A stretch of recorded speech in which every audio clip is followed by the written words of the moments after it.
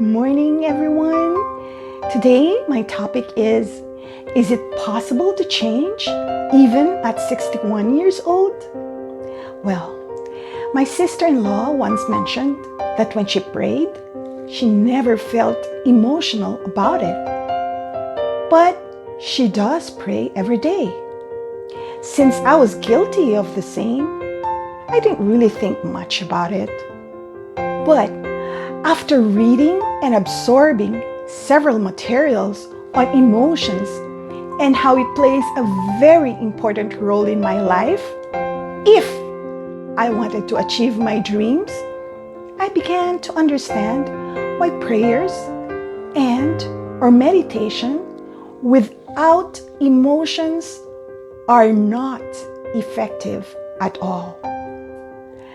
First thing I learned is that in order to obtain what I really want out of life, even at this advanced age, I have to study and observe my old self, who I really am, my thoughts, my reactions to outside stimulus, and my automatic reactions to certain things and events.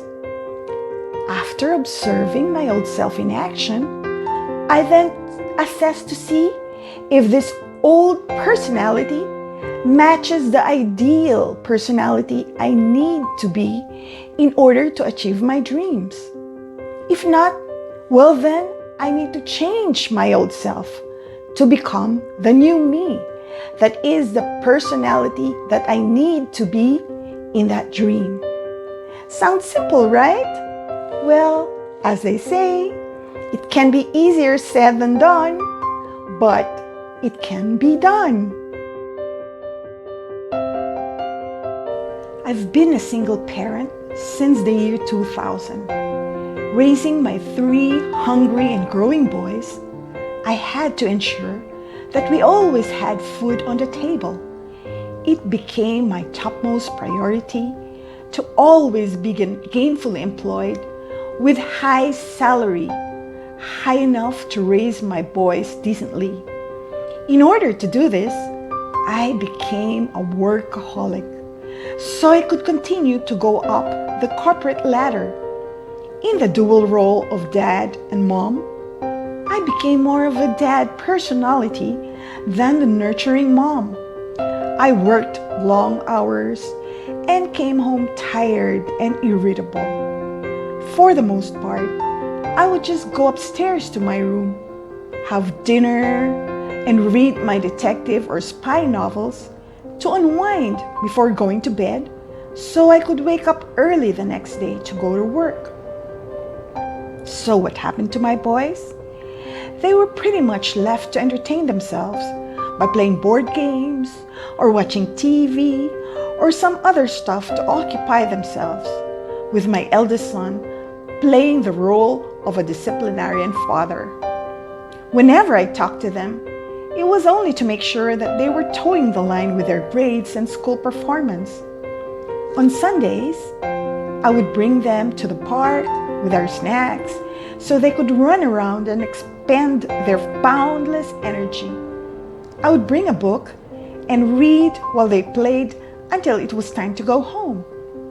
I didn't think there was anything wrong with this picture, as I thought I was doing a pretty good job on being a single parent, until they grew older.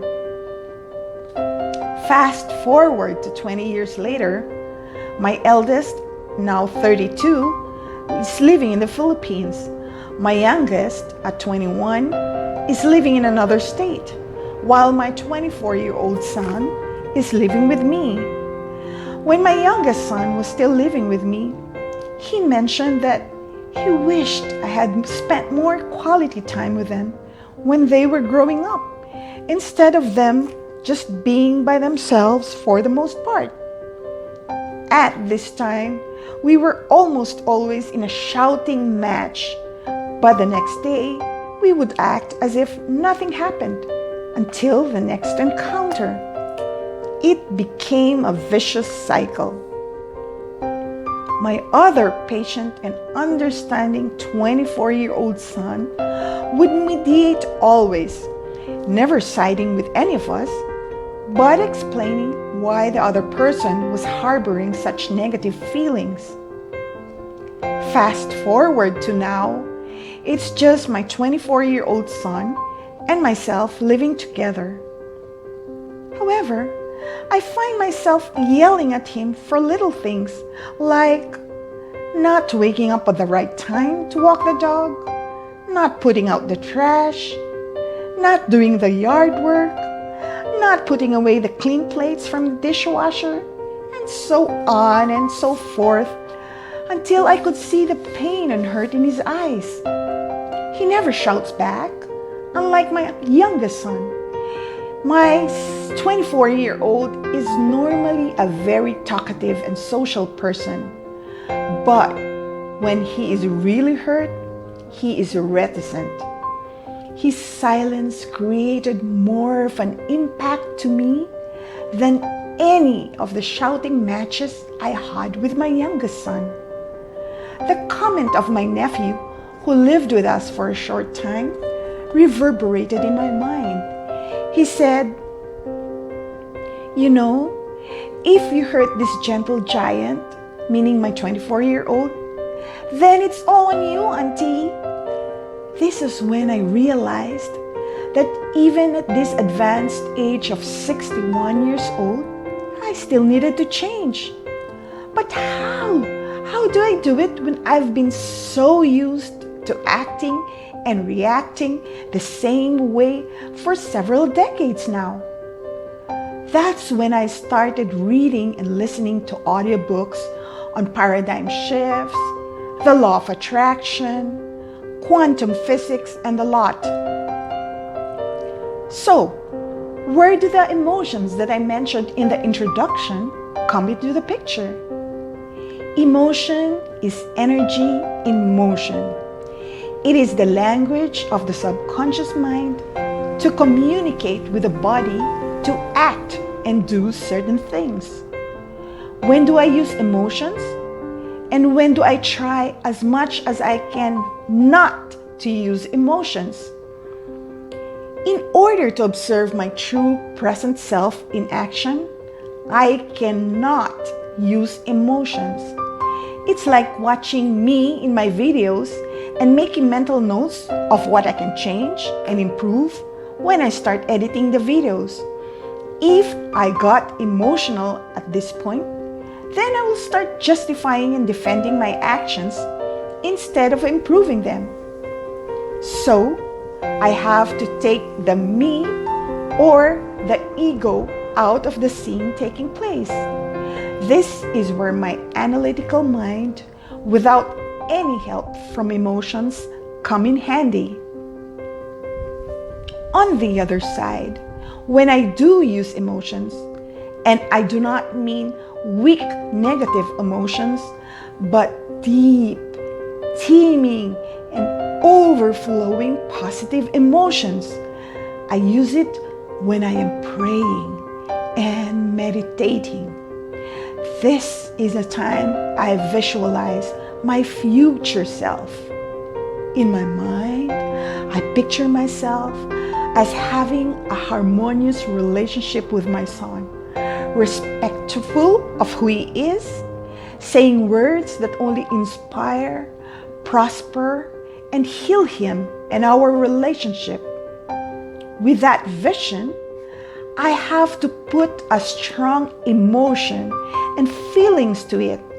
I feel grateful that I am already enjoying a joyful, peaceful, and harmonious relationship with him. I feel the outpouring of love that makes me feel silly for being upset for minor and trivial matters. I feel the reciprocation of my son's love, and I feel blessed. During the meditation, tears may pour out of my eyes, but after meditation, I am smiling, ready to test myself with the present world.